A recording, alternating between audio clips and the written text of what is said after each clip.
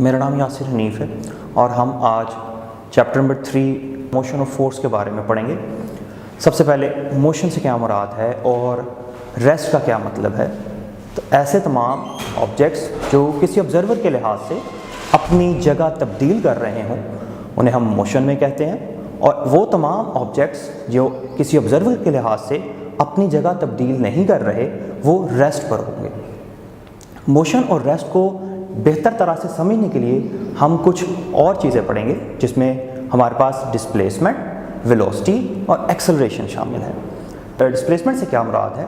Simply displacement हम change in position को लेते हैं, किसी भी बॉडी की change in position with respect to initial to final position. जैसे कि आपको स्क्रीन पर नज़र आ रहा है, हमारे पास कोई ऑब्जेक्ट जो है वो मूव करता है ए पॉइंट से बी पॉइंट तक, और ये जो ए और बी पॉइंट्स हैं इसमें ए पॉइंट पर जब वो था उसका टाइम जो था वो t1 था, जब वो बी तक आया तो उसने जो टाइम कवर किया है वो t2 है। अगर और जो टोटल टाइम इस इंटरवल में लगा है उसे हम डेल्टा t से रिप्रेजेंट कर रहे हैं, जो कि आपको स्क्रीन पर नज़र आ रहा है। पॉइंट ए का जो पोजीशन वेक्टर है वो r1 है और पॉइंट बी का जो पोजीशन वेक्टर है वो r2 है। तो डिस्प्लेसमेंट को हम कुछ इस तरह से डिफाइन करेंगे, change in position vectors r2 minus r1 is equal to d। अगर आप गौर से देखें तो इस डायग्राम में डिस्प्लेसमेंट और डिस्टेंस जो है आपको डिफरेंट नज़र आ रहे हैं। डिस्टेंस क्या है? डिस्टेंस सिंपली जो है वो टोटल जो पाथ कवर है उसकी जो लेंथ है उसे हम डिस्टेंस कहते हैं, जबकि जो शॉर्टेस्ट डिस्टेंस है ए और बी के दरमियान उसे हम डिस्प्लेसमेंट कहते हैं। इसके अलावा अगर हम इससे आगे चलें तो हम वेलोसिटी को किस तरह से डिफाइन करते हैं? Velocity simply rate of change in displacement से डिफाइन की जाती है। अब अगर आप एवरेज वेलोसिटी कैलकुलेट करना चाहते हैं तो हम क्या करेंगे? टोटल डिस्प्लेसमेंट लेंगे और उसे टोटल टाइम से डिवाइड कर देंगे। इस तरह से हमारे पास एवरेज वेलोसिटी आ जाएगी। लेकिन एवरेज वेलोसिटी जो है वो हमें कंप्लीट मोशन के बारे में इंफॉर्मेशन नहीं देती, बल्कि ये तो सिर्फ टोटल डिस्प्लेसमेंट और टोटल टाइम से हासिल की गई है। लेकिन अगर आप ये चाहते हैं कि आप हर पॉइंट के ऊपर जो है वो वेलोसिटी कैलकुलेट करें और आपको कंप्लीट मोशन की डिस्क्रिप्शन पता लगे, तो आपको एवरेज की बजाय इंस्टेंटेनियस वेलोसिटी कैलकुलेट करना होगी, जिसमें हम टाइम इंटरवल को शॉर्ट से शॉर्ट कर लेते हैं ताकि एक्यूरेटली हर पॉइंट के ऊपर वेलोसिटी को कैलकुलेट किया जा सके। और इसके लिए हम जो फॉर्मूला यूज़ करते हैं उसमें हम लिमिट ऐड कर देते हैं, और लिमिट जो है वो टाइम पर है कि जी आपने जो टाइम है वो कम से कम लेना है, यानी कि हर इंस्टेंट के ऊपर आप कैलकुलेशन करेंगे ताकि हम मुकम्मल तौर पे मोशन को स्टडी कर सकें। इसके अलावा अगर आप एक्सेलरेशन की डेफिनेशन पढ़ते हैं तो वो क्या है जी? Rate of change in velocity जो है वो एक्सेलरेशन है। उसी तरह से सबसे पहले हम एवरेज एक्सेलरेशन डिफाइन करेंगे, जिसमें टोटल चेंज इन वेलोसिटी को हम डिवाइड कर देंगे टोटल टाइम पे। अगेन ये जो एवरेज एक्सेलरेशन है ये हमें कंप्लीट मोशन के बारे में कंप्लीट इंफॉर्मेशन नहीं देता। अगर आपको कंप्लीट इंफॉर्मेशन चाहिए, आपको हर इंस्टेंट पे एक्सेलरेशन चाहिए, तो आपको जो है इंस्टेंटेनियस एक्सेलरेशन कैलकुलेट करना होगा। अगेन हम टाइम पे लिमिट लगाएंगे कि जी टाइम शॉर्ट से शॉर्ट रखा जाए ताकि हम हर पॉइंट के ऊपर एक्सेलरेशन कैलकुलेट कर सकें। अब एक्सेलरेशन जैसे कि पहले बताया गया कि जी एक्सेलरेशन है जी हमारा टाइम के लिहाज से वेलोसिटी में चेंज। अब वेलोसिटी एक वेक्टर क्वांटिटी है, इसका मतलब है कि वेलोसिटी में चेंज जो है वो मैग्नीट्यूड के अकॉर्डिंगली भी आ सकता है और डायरेक्शन के लिहाज से भी। इस तरह से हम ये कह सकते हैं कि जो एक्सेलरेशन है वो स्पीड भी हमें देगी, क्योंकि अगर स्पीड में चेंज आएगा तो फिर भी हमारे पास एक्सेलरेशन होगा, क्योंकि स्पीड जो है वो मैग्नीट्यूड को रिप्रेजेंट करती है। इसके अलावा एक्सेलरेशन जो है वो हम डायरेक्शन के चेंज से भी कैलकुलेट कर सकते हैं कि जी अगर किसी ऑब्जेक्ट की वेलोसिटी जो है वो डायरेक्शन के लिहाज से चेंज हो रही है कि जी वो राइटवर्ड जा रहा था और कुछ देर के बाद सेम स्पीड से लेकिन लेफ्टवर्ड की तरफ उसने टर्न ले लिया, फिर भी जो है हमें एक्सेलरेशन जो है वो मिलेगा। इसके अलावा एक्सेलरेशन जो है वो पॉजिटिव भी हो सकता है और नेगेटिव भी। अगर एक ऑब्जेक्ट जो है वो रेस्ट हालत में है और वहां से यानी कि उसकी वेलोसिटी 0 है और वो मूव करना शुरू करता है, यानी कि उसकी वेलोसिटी बढ़ रही है, तो एक्सेलरेशन जो है वो पॉजिटिव होगा और वो वेलोसिटी की डायरेक्शन में होगा। लेकिन अगर ऑब्जेक्ट जो है वो चलता चलता रुक जाता है, ब्रेक्स अप्लाई की जाती हैं, तो ऑब्जेक्ट जो है उसकी वेलोसिटी जो है वो आहिस्ता आहिस्ता कम होती चली जाएगी और वो रुक जाएगा। और इस वक्त जब कोई ऑब्जेक्ट रुक रहा है तो उसका एक्सेलरेशन और जो वेलोसिटी है वो अपोजिट डायरेक्शन में होंगे, और ऐसे एक्सेलरेशन को हम नेगेटिव एक्सेलरेशन या डिसेलरेशन जो है वो कहेंगे। इसके अलावा मोशन को मुकम्मल तौर पर स्टडी करने के लिए हम वेलोसिटी टाइम ग्राफ की हेल्प लेते हैं। आपको स्क्रीन पर नज़र आ रहा होगा कि हमारे पास मुख्तलिफ किस्म की मोशंस के लिए वेलोसिटी टाइम ग्राफ्स दिखाए गए हैं। सबसे पहले ये वेलोसिटी टाइम ग्राफ रिप्रेजेंट क्या करता है? वेलोसिटी टाइम ग्राफ सिंपली एक पिक्चर है जिसमें हम एक्स एक्सिस के ऊपर टाइम को और वाई एक्सिस पे हम वेलोसिटी को प्लॉट करते हैं। अब वेलोसिटी और टाइम का आपस में क्या रिलेशन है वो हमें वेलोसिटी टाइम ग्राफ से पता लगता है। सबसे पहले अगर आप ए तस्वीर में देखें, ये जो ए आपको नजर आ रही है फिगर में, आपके पास ए बी सी डी, ये जो 4 वेलोसिटी टाइम ग्राफ्स हैं, इसमें सबसे पहले अगर आप ए को देखें तो ए जो है उसमें एक ऑब्जेक्ट जो है वो मूव करना शुरू करता है, टाइम इंक्रीज होता चला जा रहा है लेकिन वेलोसिटी जो है वो कांस्टेंट है। आपको एक स्ट्रेट लाइन मिल रही है पैरेलल टू टाइम एक्सिस। इसका क्या मतलब है कि जो ऑब्जेक्ट जो है वो मूव कर रहा है यूनिफॉर्म वेलोसिटी के साथ, उसकी वेलोसिटी चेंज नहीं हो रही लेकिन टाइम बढ़ता चला जा रहा है। एक्सेलरेशन इसमें क्या होगा? एक्सेलरेशन जो है वो लास्ट ऑब्जेक्ट की वेलोसिटी यूनिफॉर्म है तो एक्सेलरेशन जो है वो हमें 0 है इस केस में। बी के केस में अगर आप देखें तो जो हमारा जो वेलोसिटी टाइम ग्राफ है वो टाइम के एक्सिस के साथ इंक्लाइन है, यानी कि वेलोसिटी बढ़ रही है जैसे जैसे टाइम बढ़ रहा है। टाइम के पास होते होते वेलोसिटी भी इंक्रीज करती चली जा रही है लेकिन जो वेलोसिटी में चेंज है वो यूनिफॉर्म है। तो हमारे पास इस केस में क्योंकि वेलोसिटी में चेंज आ रहा है, एक्सेलरेशन तो होगा लेकिन वो एक्सेलरेशन यूनिफॉर्म होगा क्योंकि वेलोसिटी में जो चेंज है वो यूनिफॉर्म है। जबकि जो थर्ड हमारे पास वेलोसिटी टाइम ग्राफ है सी वाला, अगर आप उसे देखें तो उसमें स्टार्ट में वेलोसिटी जो है वो ज्यादा है लेकिन with the passage of time velocity जो है वो आहिस्ता आहिस्ता आहिस्ता आहिस्ता कम होती चली जा रही है टाइम के लिहाज से। इसका मतलब है ऑब्जेक्ट जो है वो स्लो डाउन हो रहा है। बी में ऑब्जेक्ट जो है उसकी वेलोसिटी बढ़ रही थी जबकि सी केस के अंदर अगर आप देखें तो ऑब्जेक्ट की वेलोसिटी जो है वो with the passage of time कम हो रही है। इसका मतलब है बी केस जो है वो पॉजिटिव एक्सेलरेशन को रिप्रेजेंट करता है जबकि जो सी केस है वो नेगेटिव एक्सेलरेशन को रिप्रेजेंट कर रहा है। इसके अलावा जो डी ग्राफ है उसमें हमारे पास एक कर्व है और ये जो कर्व है ये वेरिएबल एक्सेलरेशन को रिप्रेजेंट करेगा। अब वेलोसिटी टाइम ग्राफ हमारे लिए किस लिहाज से अहम है? क्या हम सिर्फ और सिर्फ इस ग्राफ को देखते ही सबसे पहले तो हम ये बता सकते हैं कि किस किस्म की मोशन हो रही है? इसके अलावा ये हमें कुछ और इंफॉर्मेशन भी देता है जिसमें एक्सेलरेशन शामिल है। हम इसे एक्सेलरेशन कैलकुलेट कर सकते हैं, हम इसे डिस्टेंस कवर कैलकुलेट कर सकते हैं। एक्सेलरेशन कैलकुलेट करने के लिए हम स्लोप का इस्तेमाल करते हैं। स्लोप सिंपली हमारा जो वेलोसिटी टाइम ग्राफ है उसकी ढलवान। अगर आप ए फिगर को देखें तो ए फिगर में हमारा जो वेलोसिटी टाइम ग्राफ है हॉरिजॉन्टल है, यानी कि उसकी जो ढलवान है वो 0 है, यानी कि उसका एक्सेलरेशन क्या होगा? ये 0 होगा। लेकिन अगर आप बी में देखें तो कंटिन्यूसली जो है वो वेलोसिटी बढ़ रही है लेकिन जो स्लोप हमारे पास वेलोसिटी टाइम ग्राफ की है वो यूनिफॉर्म है। इसीलिए हम क्या कह सकते हैं कि जी इसका एक्सेलरेशन जो है वो यूनिफॉर्म है। सी के अंदर जो है वेलोसिटी कम हो रही है, स्लोप जो है वो नेगेटिव होगी, यानी कि एक्सेलरेशन हमारा नेगेटिव होगा। जबकि डी के अंदर जो है हमारे पास एक कर्व है और कर्व के केस में हम हमेशा अगर एक्सेलरेशन निकालना चाहते हैं, क्योंकि कर्व हमारे पास वेरिएबल एक्सेलरेशन को रिप्रेजेंट करता है, तो हर पॉइंट के ऊपर एक्सेलरेशन जो है वो क्या होगा? वो डिफरेंट होगा, वेरी करेगा। और इस वेरिएबल एक्सेलरेशन को निकालने के लिए हमें इस कर्व पर जिस पॉइंट पे भी एक्सेलरेशन चाहिए हमें एक टेंजेंट ड्रा करना होगा और उस टेंजेंट की उस पॉइंट के ऊपर जो स्लोप है वो एक्सेलरेशन को रिप्रेजेंट करेगी उस पर्टिकुलर पॉइंट पे। इसके अलावा हम वेलोसिटी टाइम ग्राफ से डिस्टेंस भी कैलकुलेट कर सकते हैं और डिस्टेंस कैलकुलेट करने के लिए हमें सिंपली क्या करना है? हमें हमारा जो वेलोसिटी टाइम ग्राफ है उसके अंडर जो एरिया आ रहा है, जैसे अगर आप सी में देखें तो प्रोमिनेंट एक एरिया दिखाया गया है, तो जी इस ए से बी तक जो पॉइंट्स हैं उसके अंडर जो एरिया आ रहा है वेलोसिटी टाइम ग्राफ पे वो डिस्टेंस को रिप्रेजेंट करेगा। तो वेलोसिटी टाइम ग्राफ से हम बेसिकली दो इंफॉर्मेशन ले सकते हैं। पहले हम स्लोप कैलकुलेट कर सकते हैं और वो हमें एक्सेलरेशन देगी। हम एरिया कैलकुलेट कर सकते हैं वेलोसिटी टाइम ग्राफ का जो कि हमें डिस्टेंस कवर देगा। नेक्स्ट हम इक्वेशन ऑफ मोशंस को थोड़ा डिस्कस कर लेते हैं। सिंपल इक्वेशंस ऑफ मोशन हमारे पास simply first equation, second equation और third equation Vf is equal to Vi plus AT, S is equal to VIT plus half AT square और इसके अलावा 2AS is equal to VF square minus VI square. इन equations को इस्तेमाल करते हुए हम मुख्तलिफ किस्म के न्यूमेरिकल कैलकुलेशंस जो है वो कर सकते हैं। इक्वेशन ऑफ मोशन जो है इसमें आपने एक खास बात जो ज़हन में रखनी है कि ये सिर्फ और सिर्फ हम यूनिफॉर्म एक्सेलरेशन के लिए स्टडी करते हैं और यहाँ पर अगर आप देखें तो इन इक्वेशंस में हमने वेलोसिटी, एक्सेलरेशन को स्पेसिफिकली और डिस्प्लेसमेंट को भी एज अ स्केलर यूज किया है कैलकुलेशन में सिंपलिसिटी लाने के लिए। इसके अलावा हम जब भी इन इक्वेशंस को ड्राइव करते हैं तो हम इन क्वांटिटीज को एज अ स्केलर लेके ही चलते हैं।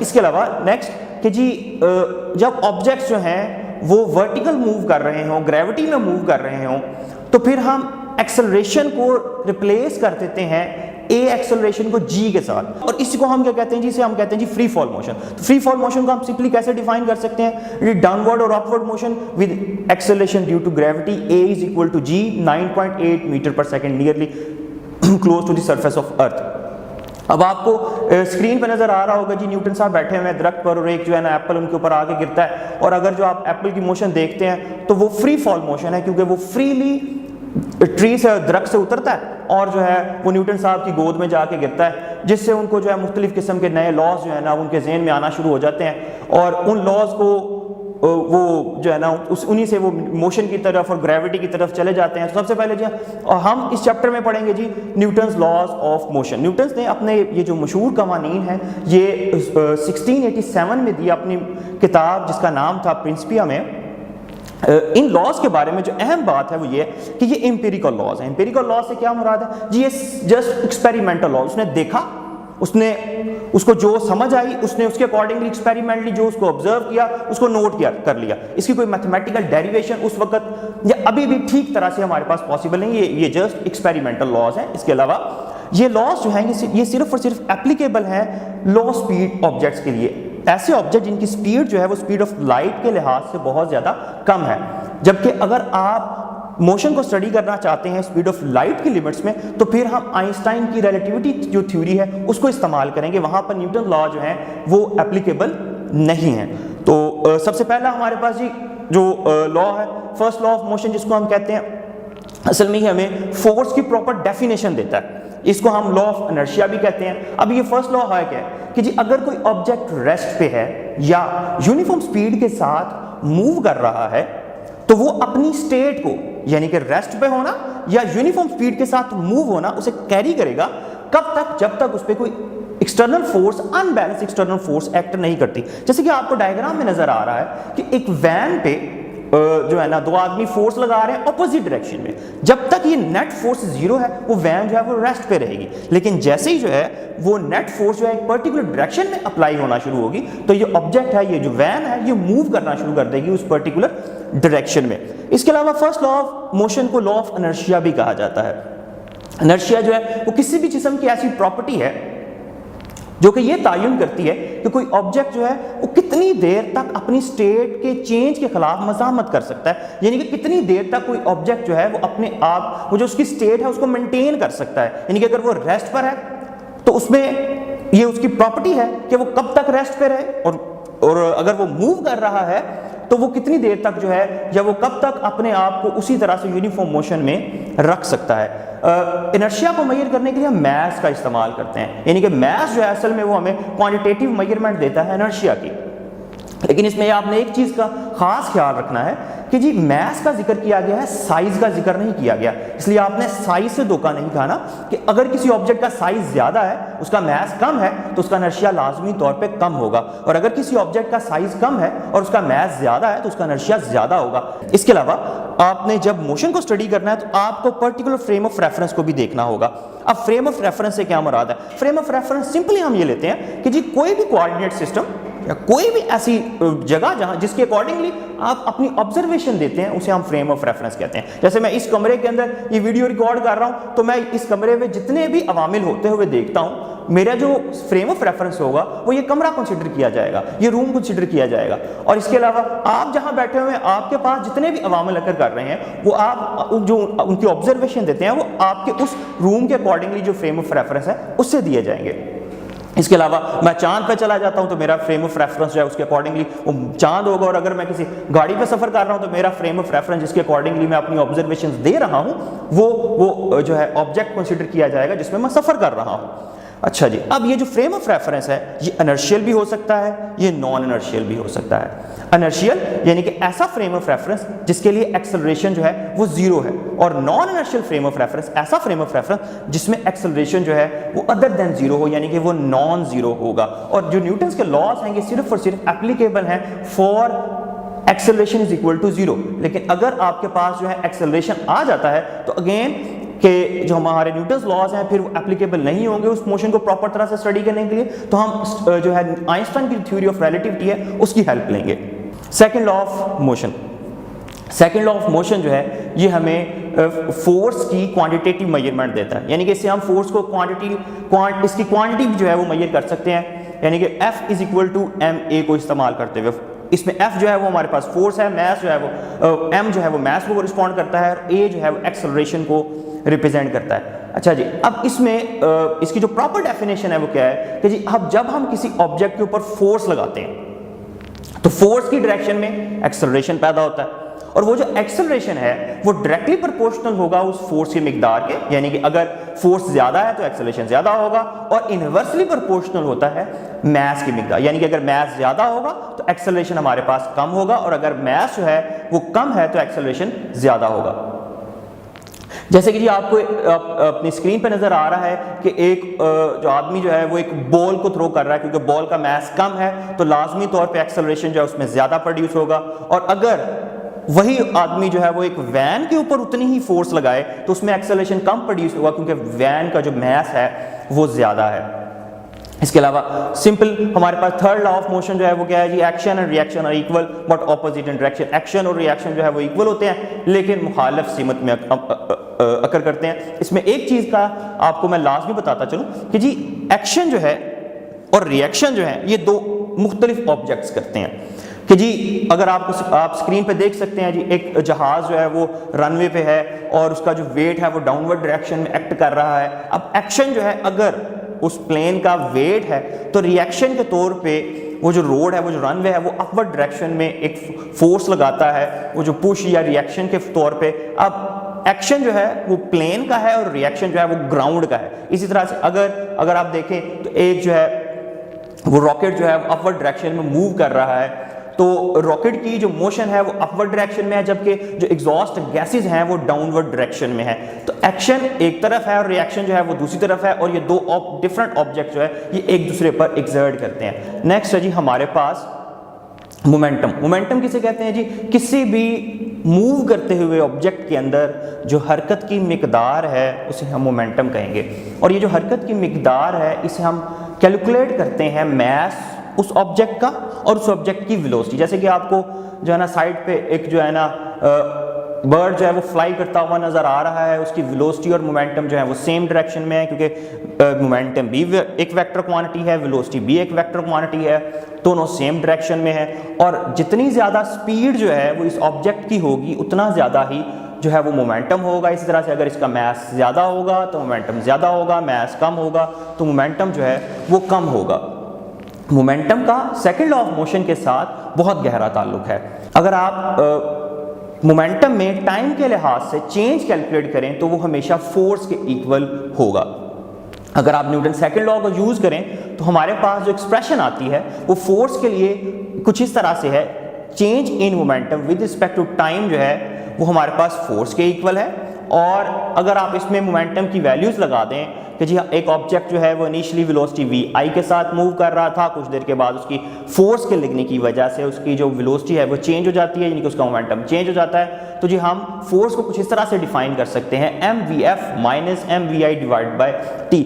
ये जो रिलेशन है ये हमारे लिए इस लिहाज से भी अहम है कि ये फोर्स की एक जनरलाइज्ड डेफिनेशन देता है, जिसमें अगर आप वेलोसिटी में चेंज नोट कर सकते हैं तो यही सेम चेंज जो है ये मास में भी अकर कर सकता है, जिसको हम रॉकेट की एग्जांपल में जो है स्पेसिफिकली देखते हैं कि जब एक रॉकेट ऊपर की तरफ जाता है उसका मास चेंज हो रहा होता है और उसके ऊपर और साथ साथ कंटिन्यूसली उसके ऊपर फोर्स भी लग रही होती है। तो ये एक जनरलाइज्ड रिलेशन है जो हमें एक्चुअल फोर्स की डेफिनेशन देता है। इसके बाद इसी रिलेशन से हम इंपल्स को डिफाइन करते हैं कि जी इंपल्स सिंपली क्या है जी, आप फोर्स को मल्टीप्लाई कर देते हैं टाइम ड्यूरेशन से, जिस टाइम ड्यूरेशन में वो फोर्स एक्ट की है तो इसे हम जो है इंपल्स कहेंगे। और इंपल्स की डेफिनेशन क्या है, चेंज इन मोमेंटम। या आपने ये जो फोर्स की डिमेंशन फोर्स को हमने पहले डिफाइन किया है rate of change in momentum, आपने ये डिफरेंस लिखना है। और इंपल्स क्या है हमारे पास, चेंज इन मोमेंटम सिंपली कि जी वो फोर्स जो किसी भी ऑब्जेक्ट पे एक्ट की है for time duration delta T, तो अगर आप इन दोनों का प्रोडक्ट ले लेंगे तो ये हमें इंपल्स जो है वो देगा। नेक्स्ट हमारे पास ये है law of conservation of momentum. कि जी आपने लॉ ऑफ कंजर्वेशन मोमेंटम की सिंपल स्टेटमेंट है कि जी टोटल लीनियर मोमेंटम जो है वो किसी भी आइसोलेटेड सिस्टम का कांस्टेंट रहेगा। अब इसका मतलब क्या है? सबसे पहले आइसोलेटेड सिस्टम से क्या मुराद है? एक ऐसा सिस्टम जिसमें कोई एक्सटर्नल इन्फ्लुएंस जो है वो शामिल नहीं है। यानी कि आप एक जो है ना एक सिलेंडर ले लेते हैं जिसके अंदर गैस इंक्लोज है और किसी भी किस्म का कोई एक्सटर्नल प्रेशर या एक्सटर्नल टेम्परेचर आप उसके ऊपर अप्लाई नहीं कर रहे, तो हम ये कहेंगे कि जो सिलेंडर है उसमें जो गैस है वो आइसोलेटेड है, यानी कि वो उसके ऊपर बाहर से किसी किस्म की फोर्स जो है या किसी किस्म का कोई इफेक्ट जो है वो उसको डिस्टर्ब नहीं कर रहा। और जैसे कि ऊपर जो है ना उसको उसकी डेफिनेशन दी गई, इस तरह से अगर आप मैथमेटिकली देखें और आपको स्क्रीन पे भी नज़र आ रहा है कि जी दो हमारे पास ऑब्जेक्ट्स हैं, एक m1 है दूसरा m2 है, उनकी रिस्पेक्टिव वेलोसिटी जो है वो v1 और v2 है, वो मूव करते हैं और after some interval of time जो है उनका आपस में कोलिजन हो जाता है। कोलिजन होने के बाद जो है उनकी वेलोसिटीज जो है वो कुछ इस तरह से चेंज हो जाती हैं कि m1 की जो वेलोसिटी है वो v1 है, v1 प्राइम हो जाती है, और m2 की जो वेलोसिटी है वो v2 प्राइम हो जाती है। और आप इस डायग्राम के अकॉर्डिंगली अगर आप law of conservation of momentum को डिफाइन करें तो वो इनिशियल मोमेंटम यानी कि टकराने से पहले जो मोमेंटम है वो किस तरह से लिया जाएगा? m1 v1 यानी कि फर्स्ट ऑब्जेक्ट का मोमेंटम, इसमें आप ऐड कर देंगे सेकंड ऑब्जेक्ट का मोमेंटम जो कि है m2 v2, तो ये इक्वल होगा आफ्टर कोलिजन मोमेंटम। और आफ्टर कोलिजन मोमेंटम हमारे पास क्या है? m1 v1 prime first object का आफ्टर कोलिजन मोमेंटम, और सेकंड का क्या है जी? m2 v2 prime. तो जी m1 v1 prime plus m2 v2 prime जो है, जो कि बाद टकराने के बाद का मोमेंटम है, ये इक्वल होगा according to the law of conservation of momentum टकराने से पहले के मोमेंटम के, यानी कि m1 v1 plus m2 v2 के ये बराबर होगा। इसकी रोज़मर्रा ज़िंदगी से कुछ एग्जांपल्स देख लेते हैं। सबसे पहले जी सिंपल एग्जांपल है कि जी जो एक्सप्लोजन है किसी भी बॉम्ब का, जी कोई ऊपर से बॉम्ब जो है वो गिर रहा है, वो जो है वो हवा में जो एक्सप्लोड कर जाता है, उसके डिफरेंट पीसेस जो हैं वो बिखर जाते हैं, और हम सपोज कर लेते हैं जी उसके 2 से 3 पीसेस बने हैं। अब जितना मोमेंटम जो है उस बॉम्ब का एक्सप्लोड करने से पहले था, एक्सप्लोड करने के बाद उसकी इंडिविजुअल कंपोनेंट का जो टोटल मोमेंटम है वो भी सेम वही रहेगा। यानी कि अगर उसके 2 पीसेस होते हैं तो अगर पहले मोमेंटम p था और बाद में 2 पीसेस का जो मोमेंटम है सेपरेटली p1 और p2 है, तो p जो है वो बराबर होगा p1 प्लस p2 के। p यहाँ पर मोमेंटम को रिप्रेजेंट कर रहा है, यानी कि बिफोर एक्सप्लोजन और आफ्टर एक्सप्लोजन जो है वो मोमेंटम हमेशा सेम रहेगा। इसके अलावा गन एंड बुलेट की एग्जांपल है कि जी हमारे पास जैसे आप स्क्रीन पे देख सकते हैं एक सिस्टम है जिसमें गन और बुलेट शामिल है। गन का जो मैस है उसको हमने कैपिटल M से रिप्रेजेंट किया है और जो बुलेट का जो मैस है उसे स्मॉल m से रिप्रेजेंट किया है। इसके अलावा जब ये सिस्टम स्टार्ट पे रेस्ट पे है फायर से पहले, तो हमारे पास जो मोमेंटम है गन का वो 0 है, और जैसे ही आप उसे फायर करते हैं आप क्या ऑब्जर्व करेंगे कि गन जो है वो बैकवर्ड डायरेक्शन में मूव करेगी, यानी कि उसे रिकॉइल होगा, और जो बुलेट जो है वो फॉरवर्ड डायरेक्शन में मूव करेगी। अब जो फॉरवर्ड डायरेक्शन में बुलेट की जो स्पीड है वो v है, और जो बैकवर्ड डायरेक्शन में रिकॉइल है गन का उसे हम कैपिटल V से रिप्रेजेंट कर रहे हैं। अगर आप कैपिटल V को applying law of conservation of momentum calculate करें तो हमारे पास कैपिटल V जो है वो किसके इक्वल आ जाता है? Negative of mv divide by m। यहाँ पर कैपिटल M जो है वो लाजमी तौर पर यहाँ पर गन का मैस है, और गन का मैस क्योंकि जो है डिनोमिनेटर में है तो ये रिप्रेजेंट कर रहा है कि गन की वेलोसिटी जो है क्योंकि उसका मैस ज़्यादा है तो उसकी वेलोसिटी जो है वो कम होगी, जबकि जो फॉरवर्ड डायरेक्शन में जो बुलेट की वेलोसिटी है वो ज़्यादा होगी। और नेगेटिव साइन यहाँ पे ये रिप्रेजेंट कर रहा है कि गन और बुलेट जो है ये ऑपोजिट डायरेक्शन में मूव करेंगे। नेक्स्ट है जी हमारे पास कोलिजन। हम कोलिजन्स को डिस्कस करेंगे तो सिंपल जो कोलिजन जिन्हें हम डिस्कस करते हैं वो है जी हमारे पास इलास्टिक कोलिजन्स और in elastic collisions. Elastic collisions ऐसे कोलिजन्स जिनमें kinetic energy before and after the collision हमेशा सेम रहेगी, उसमें किसी किस्म का कोई लॉस अकर नहीं करता। और इन इलास्टिक कोलिजन ऐसे कोलिजन्स हैं जिसमें लाजमी तौर पर काइनेटिक एनर्जी लॉस हो जाती है, यानी कि जो काइनेटिक एनर्जी है वो कंजर्व नहीं रहती बिफोर और आफ्टर दी कोलिजन। इसके अलावा हम कोलिजन्स को इलास्टिक कोलिजन्स को स्टडी करते हैं 1 डायमेंशंस में, और 1 डायमेंशंस में जैसे जो है ना आपने प्रीवियस स्लाइड में देखा कि जी 2 ऑब्जेक्ट्स आपस में आकर टकराते हैं और टकराने के बाद उनकी वेलोसिटीज चेंज हो जाती है। हमने law of conservation of momentum को पढ़ा। इसी तरह से अगर उसी सिस्टम पे law of conservation of momentum के साथ साथ elastic collision elastic plane in one dimension भी अप्लाई किया जाए, यानी कि हम उसमें ये भी अप्लाई करें कि जी काइनेटिक एनर्जी जो है वो बिफोर और आफ्टर द कोलिजन सेम रहेगी, तो हम फाइनल वेलोसिटी जो है वो कैलकुलेट कर सकते हैं। और जो कि आपको स्क्रीन पे नजर आ रही हैं, हमारे पास ऑब्जेक्ट्स की जो फाइनल वेलोसिटीज हैं वो with respect to initial velocities और मैसेज जो है वो हम किस तरह से लिख सकते हैं। जैसे v1 को हम डिफाइन कर सकते हैं 2m2 v2 divided by m1 plus m2 plus m1 minus m2 divided by m1 plus m2 multiply by v1। अब इन इक्वेशंस को इस्तेमाल करते हुए हम कुछ स्पेशल केसेस जो है ना वो डिस्कस कर लेते हैं। सबसे पहला केस है जी, अगर हमारे पास वो जो ऑब्जेक्ट जो आपस में टकरा रहे थे वो सेम मैस के हैं, अगर वो सेम मैस के हैं तो उनका कोलिजन किस तरह से होगा, आप स्क्रीन पे देख सकते हैं कि जी दो सेम मैस के ऑब्जेक्ट्स हैं m1 m2 सेम है, जब वो आपस में टकराएंगे वेलोसिटी v1 और v2 के साथ, तो आप क्या ऑब्जर्व करते हैं, कोलिजन के बाद जो है वो वेलोसिटीज उनकी क्या होंगी, आप स्क्रीन पे देख सकते हैं। आफ्टर द कोलिजन जो है वेलोसिटीज एक्सचेंज हो गई हैं, यानी कि जो पहले m1 की वेलोसिटी थी अब वो m2 की वेलोसिटी है, और जो m2 की वेलोसिटी थी अब वो m1 की वेलोसिटी है, यानी कि v1 प्राइम जो है वो v2 है और जो v2 प्राइम है वो v1 है। जो दूसरा केस है उसमें हम इसी में थोड़ा सा ऐड कर देते हैं, और ऐड हम ये कर रहे हैं कि अब हम ये सपोज करते हैं कि जो हमारा सेकंड ऑब्जेक्ट है यानी कि m2 जो है वो रेस्ट पे है, और m1 जो है वो वेलोसिटी v1 के साथ मूव करता हुआ आता है, m2 के साथ हिट करता है। तो आफ्टर कोलिजन क्या होगा, तो जी आफ्टर कोलिजन जैसे हमने पहले कहा पढ़ा कि क्योंकि मैस सेम है तो मैस सेम होने की वजह से क्या होगा जी, वेलोसिटीज जो है ना इंटरचेंज हो जाएंगी, वेलोसिटीज एक्सचेंज हो जाएंगी, यानी कि m1 की वेलोसिटी जो है वो m2 वाली हो जाएगी। तो इसमें आप देख सकते हैं क्योंकि हमारा m2 जो है वो रेस्ट पे था तो कोलिजन के बाद m1 रेस्ट पे होगा और m2 जो है वो उसी सेम वेलोसिटी से मूव कर रहा होगा जिस वेलोसिटी के साथ m1 आकर उसे हिट किया था, यानी कि जो v1 प्राइम है वो 0 होगी और v2 प्राइम जो है वो v1 होगी। और अगर आप इसे थोड़ा आगे चलें और हम थर्ड केस को स्टडी करें जिसमें हम ये सपोज कर रहे हैं, कंडीशन हमारी ये है कि जी हमारा m1 जो है वो बहुत ज़्यादा बड़ा है साइज में और m2 जो है उसके मुकाबले में बहुत ज़्यादा स्मॉल है, जबकि m2 रेस्ट पे भी, यानी कि एक स्मॉल ऑब्जेक्ट रेस्ट पे है और एक हैवी ऑब्जेक्ट जो है उसके साथ आके कोलाइड करता है, तो वो जो छोटा ऑब्जेक्ट है उसके साथ क्या होगा। तो जी अगर आप जो हमारे पास फाइनल वेलोसिटीज की इक्वेशन है अगर आप इस सिस्टम के लिए अप्लाई करें तो हम ये नोट करते हैं कि जो v1 प्राइम है यानी कि वो जो हैवी ऑब्जेक्ट है उसकी जो वेलोसिटी है उस पर कोई फर्क नहीं पड़ता, वो अपनी सेम उसी वेलोसिटी से मूव करता रहेगा।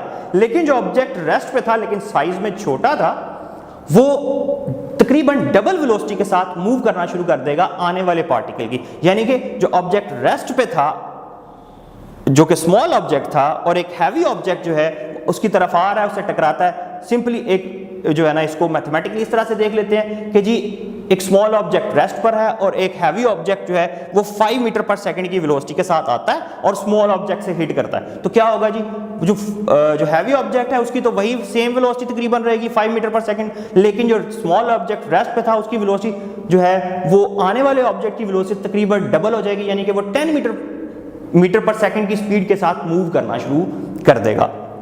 जो चौथा केस है उसमें हम ये सपोज करते हैं कि जी अब हमारा जो हैवी ऑब्जेक्ट है वो m2 है और वो रेस्ट पे है, जबकि जो हमारा स्मॉल ऑब्जेक्ट है m1 वो v1 वेलोसिटी के साथ मूव करता हुआ आता है और m2 के साथ हिट कर जाता है जो कि रेस्ट पे है। अब आप क्या ऑब्जर्व करेंगे कि जो स्मॉल ऑब्जेक्ट है ये उस हैवी ऑब्जेक्ट से हिट करेगा और बिल्कुल हिट करने के फौरन से बाद जो है ये रिकॉइल होगा, उसी तरह से वापस आ जाएगा और इसकी वेलोसिटी जो है सेम वही रहेगी लेकिन डायरेक्शन जो है वो चेंज, यानी कि स्पीड तो वही रहेगी लेकिन जो डायरेक्शन है वो रिवर्स हो जाएगी पहले की, यानी कि ये रीबाउंड हो जाएगा, टकराएगा और वापस आ जाएगा। बिल्कुल ऐसी जैसे आप जो है एक बॉल को एक दीवार के साथ एक बॉल के साथ हिट करते हैं, बॉल जाता है दीवार से टकराता है, दीवार उधर ही है उसको कोई फर्क नहीं पड़ा, उसकी वेलोसिटी वही रहेगी लेकिन बॉल जो है वो रीबाउंड होके वापस आ जाएगा।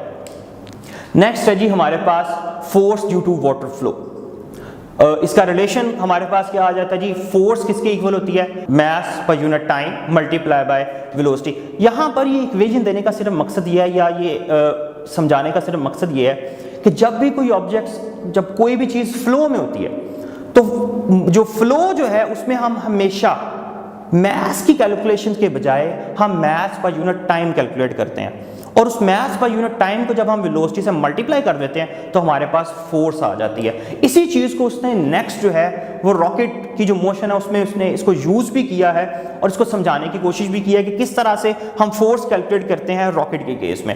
अब रॉकेट से रिलेटेड कुछ, रॉकेट प्रोपल्जन से रिलेटेड कुछ बेसिक टर्मिनोलॉजीज हैं, बेसिक जो है ना आप कह लें कुछ टर्म्स हैं जिनका आपको पता होना चाहिए कि जी हम उसमें एज अ फ्यूल किस किस चीज़ को यूज़ करते हैं रॉकेट पे। हम हाइड्रोजन को और ऑक्सीजन को यूज़ करते हैं और ये लिक्विड या सॉलिड फॉर्म में होता है। हाइड्रोजन जो है वो एज अ फ्यूल है और ऑक्सीजन जो है वो उसको हेल्प करती है इसको बर्न होने में। इसके अलावा नियरली 80% जो है वो हमारे रॉकेट का वो सिर्फ और सिर्फ फ्यूल पर मुश्तमिल होता है। फिर कितनी स्पीडली जो है ये जो फ्यूल कंज्यूम किया हमारा रॉकेट कंज्यूम करता है, तकरीबन 10,000 किलोग्राम पर सेकंड जो है। अगेन यहाँ पे अगर आप देखें तो क्योंकि वो जो हमारी फ्यूल जो है वो फ्लो में इजेक्ट होता है, तो यहाँ पर अगर आप देखें तो मैस नहीं दिया गया बल्कि आपको ये बताया गया है कितना मैस पर सेकंड जो है वो इजेक्ट होता है या फ्लो कर रहा होता है। तो जी 10,000 किलोग्राम पर सेकंड। और इसके अलावा उसकी जो स्पीड है उस इजेक्शन की, वो जो गैस इस फ्यूल को इजेक्ट कर रही हैं आफ्टर बर्न होने के बाद, वो तकरीबन जो है वो 4,000 मीटर पर सेकंड है। और अगर आप ये वैल्यूज़ को ज़रा नोट डाउन करें कि जो है कितना मैस इजेक्ट हो रहा है, नियरली 10,000 किलोग्राम पर सेकंड। कितनी वेलोसिटी से इजेक्ट हो रहा है, नियरली 4,000 मीटर पर सेकंड। तो जो अब फोर्स अप्लाई हो रही होगी वो लाजमी तौर पे इन दोनों के प्रोडक्ट से हासिल होगी। इसके अलावा जो अपवर्ड थ्रस्ट के लिए जो हम रिलेशन यूज़ करते हैं, अपवर्ड थ्रस्ट जो है वो mass per unit time multiply by velocity. यहाँ पर m जो है, स्मॉल m जो है, ये मैस को रिप्रेजेंट नहीं कर रहा, ये वो जो फ्यूल जो है वो जो इजेक्ट हो रहा है, कितना मैस फ्यूल का इजेक्ट हो रहा है, ये उसको रिप्रेजेंट करता है। और v जो है ये वेलोसिटी है जिस स्पीड के साथ जो है फ्यूल इजेक्ट हो रहा है। और अगर हम एक्सेलरेशन जो है वो रॉकेट का देखें तो वो किसके इक्वल होगा जी, वो हमारे पास इक्वल है mv डिवाइड बाय m के। अब कैपिटल M यहाँ पर जो है वो रॉकेट के मैस को रिप्रेजेंट करता है। और जैसे जैसे मैस, अब जैसे जैसे फ्यूल बर्न होगा मैस कम होता चला जाएगा, मैस कम होता चला जाएगा, एक्सेलरेशन बढ़ता चला जाएगा और हमारा रॉकेट जो है वो स्पीडली जो है वो अपवर्ड डायरेक्शन में मूव करता चला जाएगा। नेक्स्ट जी हमारे पास प्रोजेक्टाइल मोशन। प्रोजेक्टाइल मोशन जो है ये 2 डायमेंशनल मोशन है जो कि ग्रेविटी के ज़ेर असर होती है। इसमें ऑब्जेक्ट जो है वो इनर्शिया की वजह से फॉरवर्ड डायरेक्शन में मूव करता है और ग्रेविटी की वजह से डाउनवर्ड यानी कि वर्टिकल डायरेक्शन में मूव करता है। यानी कि इसमें 2 एक्सिस के ऊपर मोशन हो रही होती है, फॉरवर्ड डायरेक्शन में भी मोशन हो रही होती है एक ही वक्त में और वर्टिकल डायरेक्शन में भी मोशन, यानी कि ये हॉरिजॉन्टल मोशन भी है और वर्टिकल मोशन भी है। अगर ये 2 एक्सिस पे मोशन है एक ही वक्त में तो लाजमी तौर पर हमें इसमें हर एक्सिस के अकॉर्डिंगली वेलोसिटी और एक्सेलरेशन को डिफाइन करना होगा जो हमें इस मोशन को समझने में हेल्प करेगा।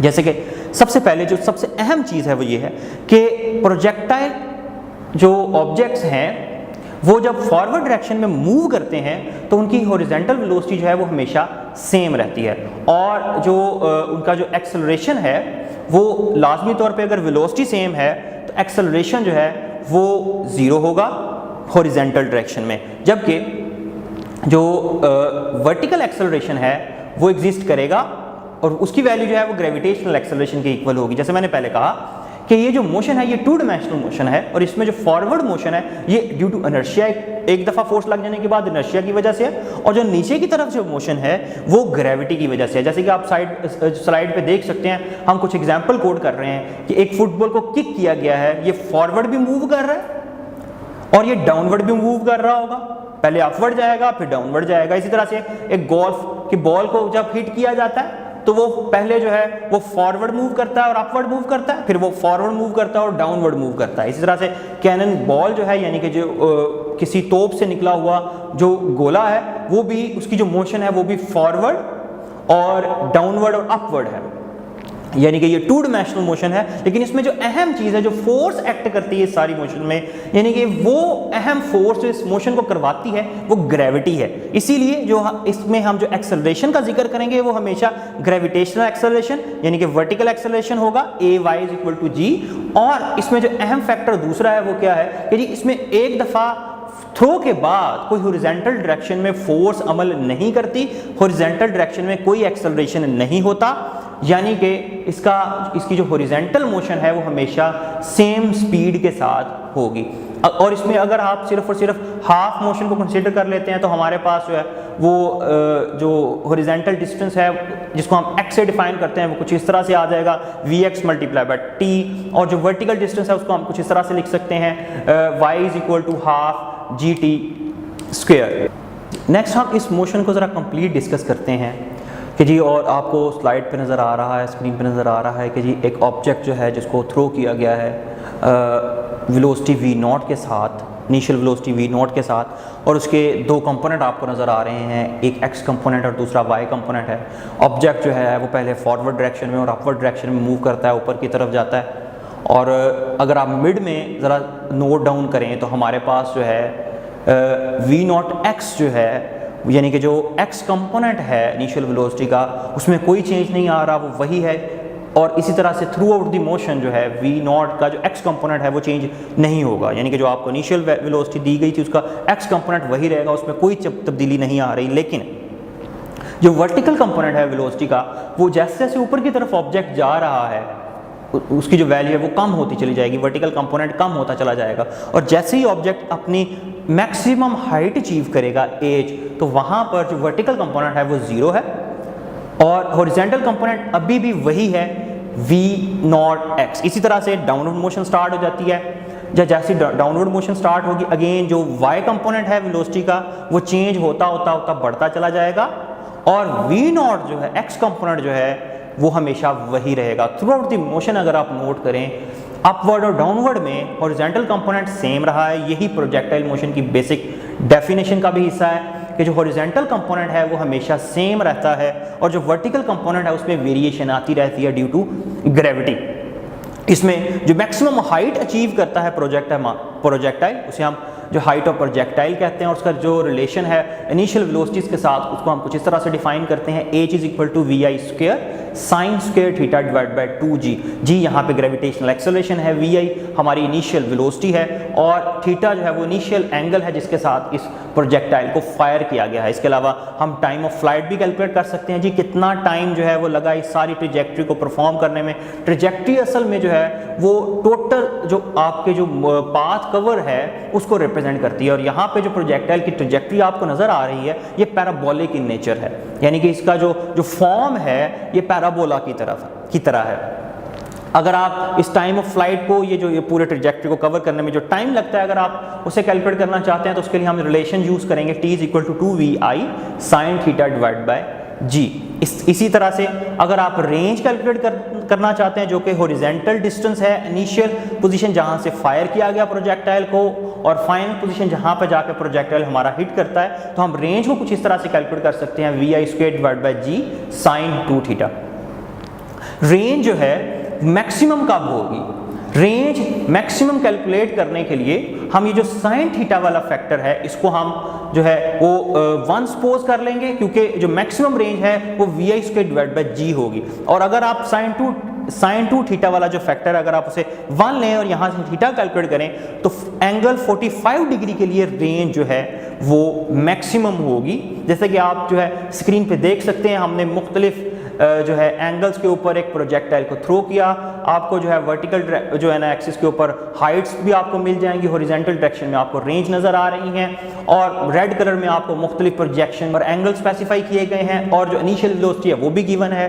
तो अगर आप नोट डाउन करें तो जो मैक्सिमम रेंज है वो एंगल 45 डिग्री के लिए, और अगर आपका एंगल जो है उस 45 डिग्री से जितना ऊपर जा रहा है उतना ही अगर नीचे की तरफ होगा, यानी कि अगर आप 45 में जो है आप 15 ऐड कर देते हैं तो हमारे पास 60 आ जाता है, और अगर आप उसमें से 15 माइनस कर देते हैं तो हमारे पास 30 आ जाता है। तो रेंज जो है वो 60 और 30 के लिए सेम है। इसके अलावा नेक्स्ट जो है हमारे पास जो है बैलिस्टिक मिसाइल्स। अनपावर्ड और अनगाइडेड मिसाइल्स जो है उन्हें हम बैलिस्टिक मिसाइल कहते हैं। जैसे कैनन शेल है, आपने कैनन शेल फायर कर दिया, वो बैलिस्टिक मिसाइल है, आपने उसको कोई एक दफ़ा फायर करने के साथ साथ कोई पावर नहीं दे रहे, इसके अलावा कोई गाइडेंस नहीं है उसके साथ कि उसने कहाँ जाकर हिट करना है, ऐसे मिसाइल्स को हम बैलिस्टिक मिसाइल्स कहते हैं। और ये ज़्यादातर जो है ये शॉर्ट रेंज के लिए यूज़ किए जाते हैं। इसके अलावा इनकी जो ट्रेजेक्ट्री है वो डिफ़ाइन की कुछ इस तरह से डिफ़ाइन होती है कि अगर आप अर्थ को फ्लैट सपोज कर लेते हैं, और ये जो अर्थ फ्लैट आप सपोज कर रहे हैं ये लाजमी तौर पे शॉर्ट रेंज के लिए होगा, तब जो इनकी जो ट्रैजेक्टरी है वो पैराबोलिक इन नेचर होगी। लेकिन अगर आप अर्थ को एज अ स्फेरिकल सपोज करते हैं, यानी कि आप इसको फायर करते हैं as a long range missile के तौर पे, तो इसकी जो ट्रैजेक्टरी है एलिप्टिकल इन नेचर होगी।